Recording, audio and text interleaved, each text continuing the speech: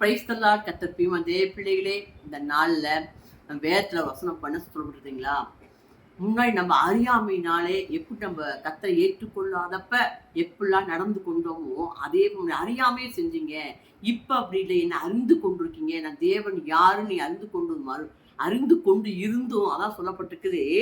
முன்னே நீங்கள் அறியாமையினாலே கொண்டிருந்த இச்சையில் படி இனி நடவாமல் பாருங்க, உங்களை அழைத்த பரிசுத்தராய் இருக்கிறது போல நீங்க பரிசுத்தமாய் இருங்கள். ஏனென்றால் தேவன் பரிசுத்தரம். நீங்க பரிசுத்தமாய் இருந்து எழுதியிருக்குதுங்களாம். அதனால நம்ம அறியாமையில எதை பார்த்தாலும் இச்சிச்சு ஒரு பொருளை வாங்குவோம். அந்த நேரத்தில் ஆண்டவர் கொடுக்குற நேரத்துல காலத்துல கத்த தருவான்னு காத்திருக்க தெரியாம அவசரப்பட்டு ஒரு பொருளை சண்டை போட்டு வம்பு போட்டு இச்சிச்சு ஆசைப்பட்டு நம்ம வாங்குனீங்க. இப்ப அப்படி முன்ன அப்படி இருந்தீங்க, ஆனா இப்ப அப்படி இருக்கக்கூடாதுன்னு அறியாமையில் இருந்தீங்க. ஆண்டவர் அறியாதப்ப அப்படி இருந்தீங்க, ஆனா இப்ப அப்படி இருக்கக்கூடாது. என்னைக்கு நீ அழைத்த உண்மையுள்ள பரிசுத்தம் உள்ள தேவனை ஆராதிக்கிறது தெரிஞ்சிருக்கீங்களா?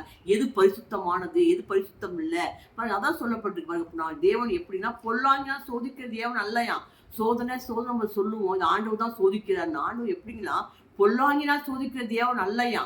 வசனத்தில் யாக்கோ 1 சொல்லப்பட்டிருக்கு பாருங்க. பின்பு பாருங்க, அவனவன் தன் சுய இச்சையினால் இழுக்கப்பட்டு சோதிக்கப்படுறானுங்களாம்.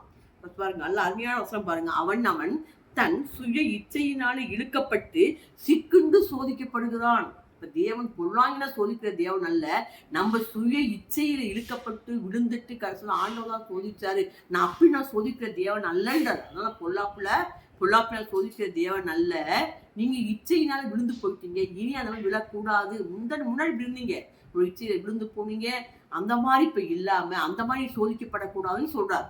அதனால சொல்லப்படுது. இன்னும் பாத்தீங்கன்னா, பின்பு இச்சையான் என்ன பண்ணுங்க, கர்ப்பம் தரித்து பாவத்தை உருவாக்கி என்ன பண்ணுங்க, பாவம் பூரணமாகும் போது மரணத்தை பிறப்பிச்சிருங்களாம். இந்த நாள் இந்த சூழ்நிலை இருந்தீங்கன்னா, அந்த நாளை எந்த காரியமா இருந்தாலும் ஒரு காரிய கட்ட கண்டிப்பா தருவார். ஏற்ற நிலை நம்ம எது வேணும்னு ஆண்டவருக்கு தெரியும்.